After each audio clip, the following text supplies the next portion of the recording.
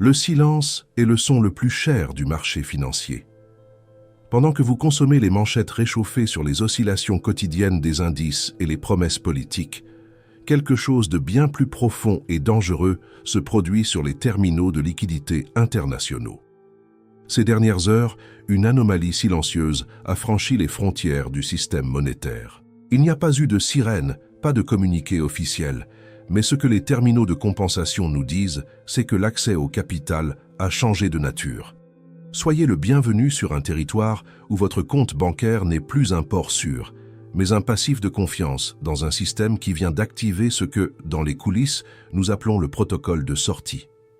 Ce terme n'existe pas dans les manuels académiques. C'est une réalité opérationnelle des élites. Il survient lorsque le risque systémique atteint un point de saturation tel que la seule issue pour les grands acteurs est de verrouiller la porte de l'intérieur avant que le public ne réalise que la serrure a été changée. La crise du Japon est le premier domino. Pour comprendre le protocole de sortie, nous devons regarder vers l'Orient. Le Japon, historiquement le plus grand créancier des États-Unis, est pris dans un paradoxe existentiel. Pendant des décennies, la Banque du Japon a alimenté le monde avec des yens bon marché, soutenant ce que le marché appelle le carry trade. Mais le sort s'est retourné contre le sorcier. Pour défendre sa propre monnaie d'une fonte totale, le Japon a été contraint d'initier ce que le Pentagone financier redoutait, la vente massive de bons du Trésor américain, les Treasuries. Lorsque le Japon vend des Treasuries, il ne fait pas que lever des fonds, il draine les fondations sur lesquelles repose le dollar. Comprenez la gravité. Si le principal détenteur de votre dette commence à s'en défaire pour survivre, le prix de ce papier chute et les taux d'intérêt, les yields, s'envolent. Cela crée un vide de liquidité.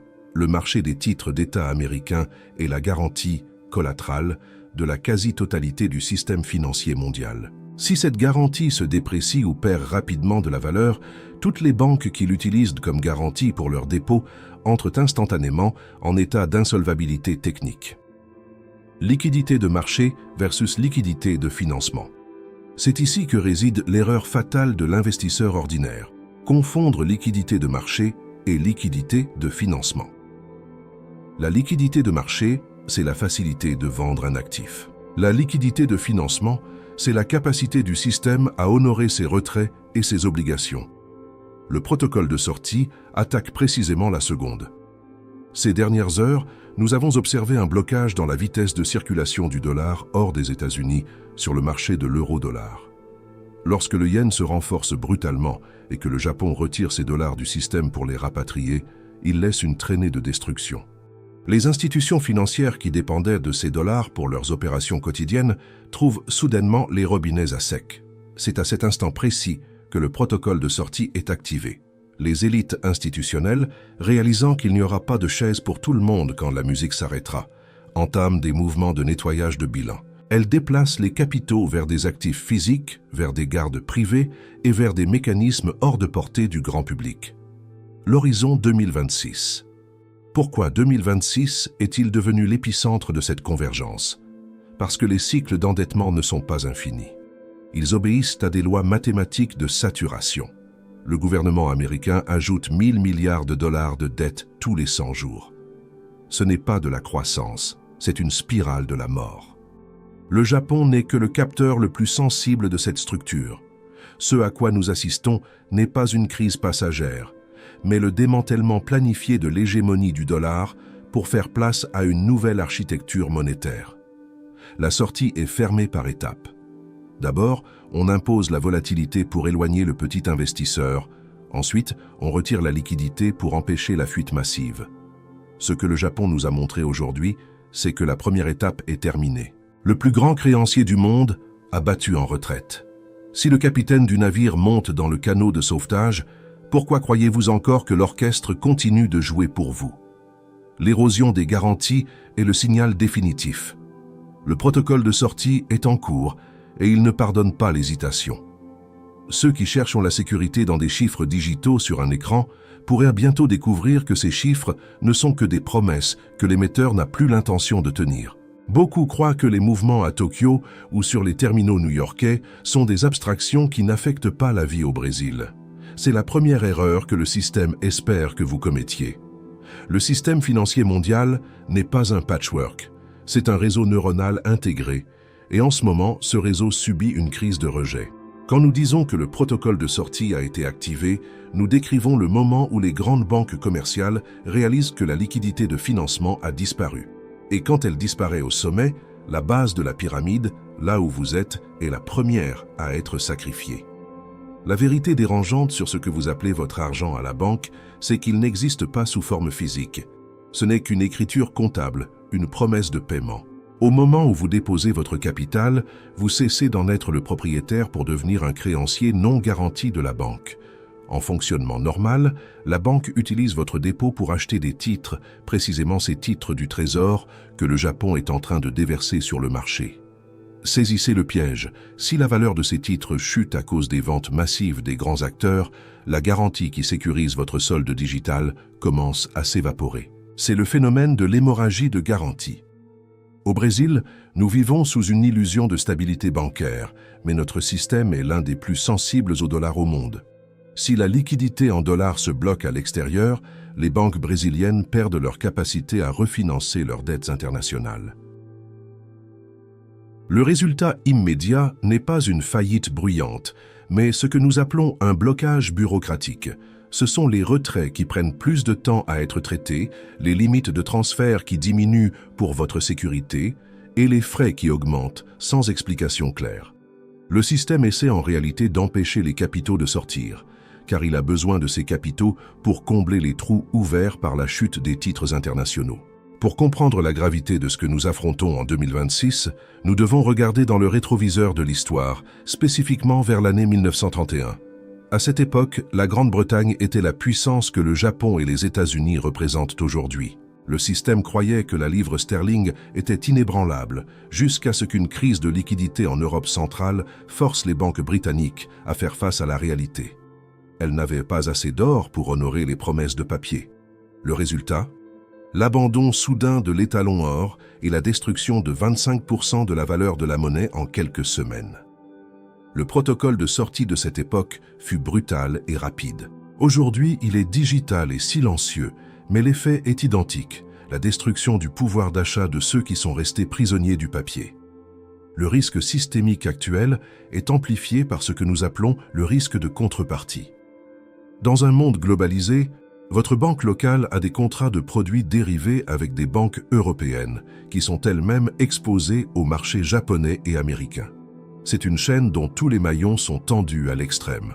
Lorsque le protocole de sortie est déclenché par une élite institutionnelle, l'objectif est de garantir qu'ils soient les premiers à convertir ces contrats de papier en actifs réels, métaux, terres, énergie, avant que la masse ne réalise que le papier restant n'a plus de convertibilité. Beaucoup demandent « Pourquoi ne pas prévenir ?» La réponse est logique et froide. Si on prévenait, le système s'effondrerait instantanément. Si la Banque centrale annonçait que la liquidité est à sa limite, il y aurait une ruée bancaire qui détruirait l'économie en quelques heures. Le système a besoin de votre calme et, surtout, de votre inertie.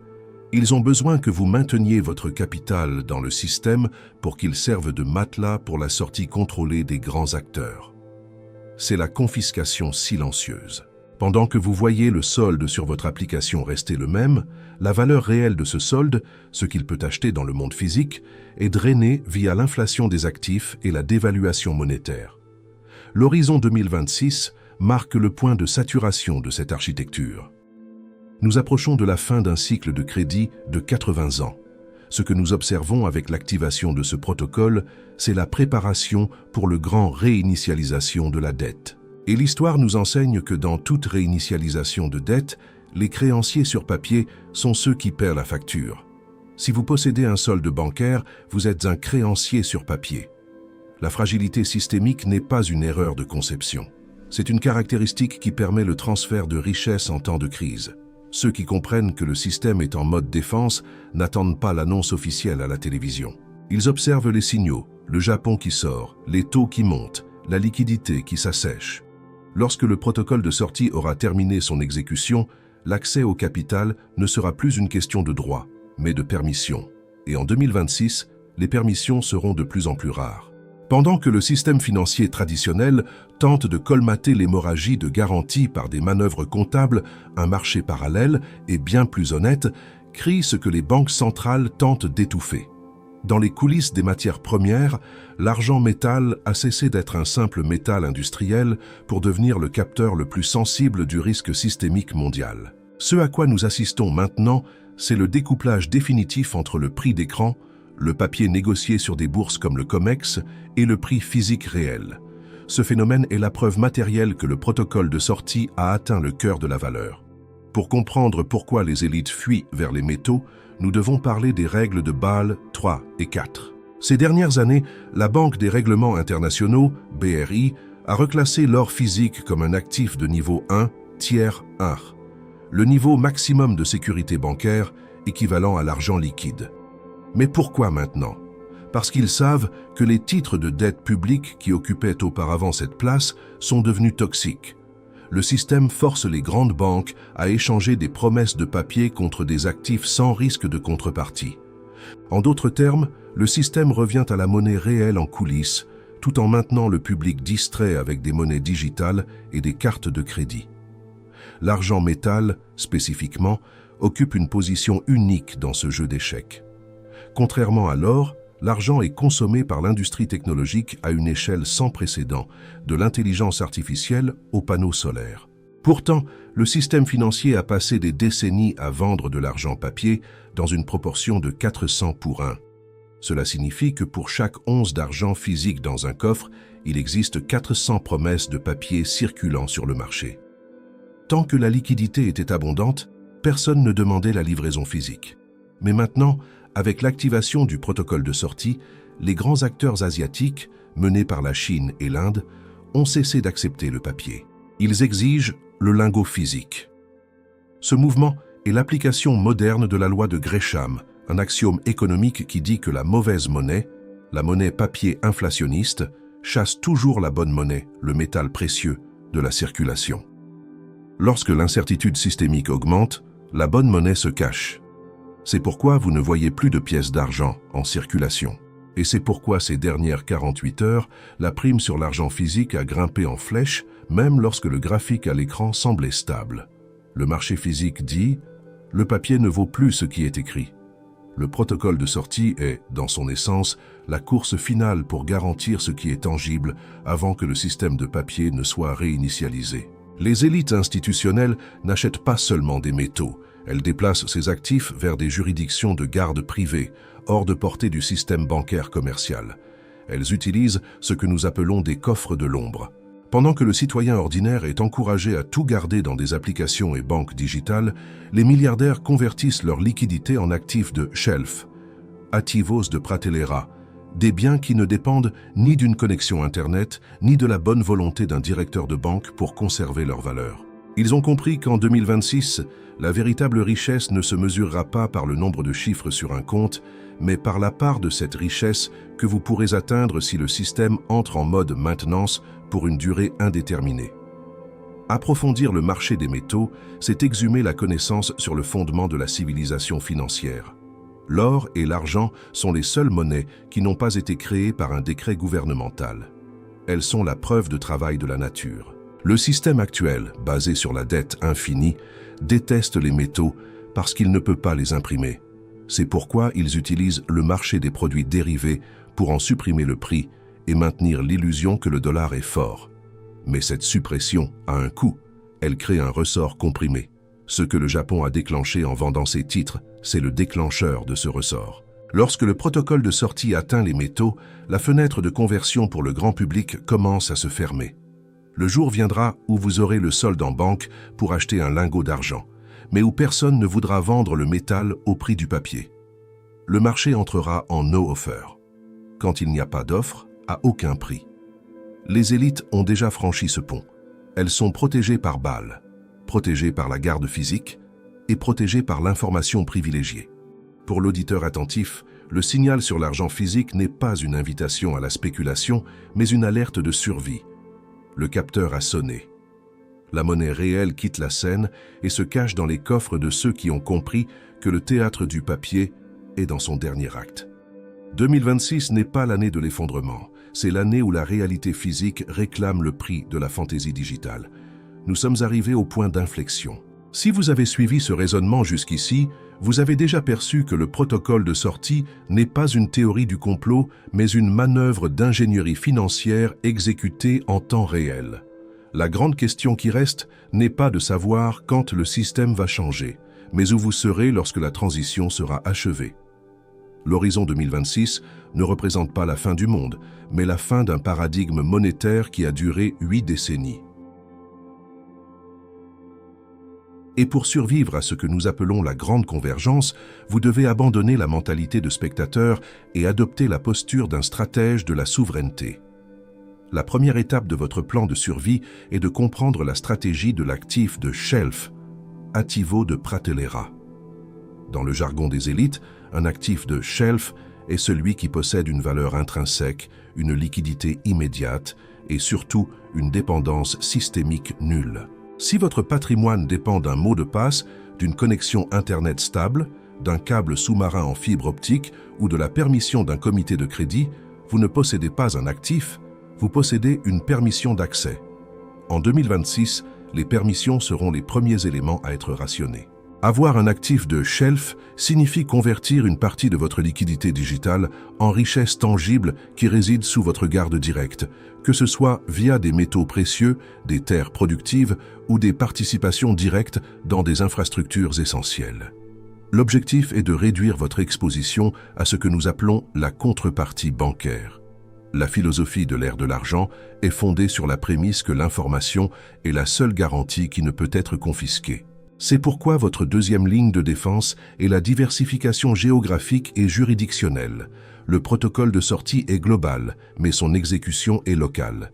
Différents pays réagiront différemment à l'assèchement de la liquidité en dollars. Ceux qui maintiennent tout leur capital sous une seule bannière, sous une seule loi et dans une seule monnaie, offrent une cible fixe au système. Les élites déplacent le capital comme l'eau. Elle coule là où elle est traitée avec respect et fuit là où elle risque d'être endiguée.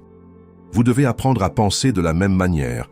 Il ne s'agit pas d'avoir des millions, mais d'avoir l'agilité de déplacer ce que vous possédez hors de l'épicentre de la secousse.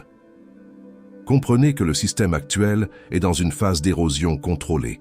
Ils ne veulent pas d'une explosion, mais d'une combustion lente du pouvoir d'achat pour que la dette de 35 000 milliards de dollars soit diluée.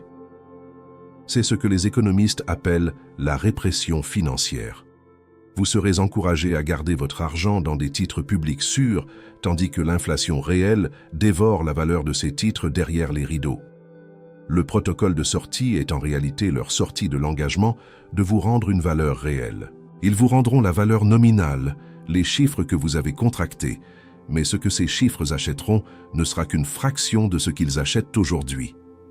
Votre stratégie doit être celle du détenteur de la rareté. Dans un monde d'impression infinie de papier et de promesses digitales, tout ce qui est physique, limité et essentiel devient le nouvel étalon de valeur. En regardant vers 2026, nous voyons la convergence de 3 cycles, le cycle de la dette, le cycle géopolitique et le cycle technologique. L'introduction des monnaies digitales de banque centrale, MNBC ou CBDC, sera la conclusion du protocole de sortie. Ce sera le moment où l'ancien système sera débranché et le nouveau activé avec des règles de contrôle et de traçabilité qui rendront la fuite impossible pour ceux qui ne se sont pas préparés avant. Cette vidéo et cette chaîne servent de radar avancé. Nous surveillons le Japon, l'argent métal, la Fed et les mouvements de la BRI pour que vous ne soyez pas pris par surprise par l'annonce officielle. Car souvenez-vous, le jour de l'annonce, la fenêtre sera déjà verrouillée. La souveraineté individuelle est la destination finale de tout investisseur conscient. Le système veut que vous soyez dépendant. L'histoire exige que vous soyez libre.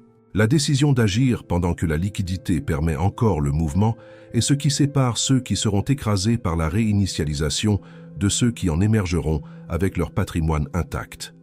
Le protocole de sortie est en cours d'exécution. Les élites ont déjà choisi leur canot de sauvetage. Le Japon a déjà donné le signal d'alarme. L'argent métal a déjà montré le décalage entre le mensonge et la vérité. Maintenant, la dernière pièce du puzzle, c'est votre réaction. Je veux que vous réfléchissiez profondément à ce que nous avons discuté aujourd'hui.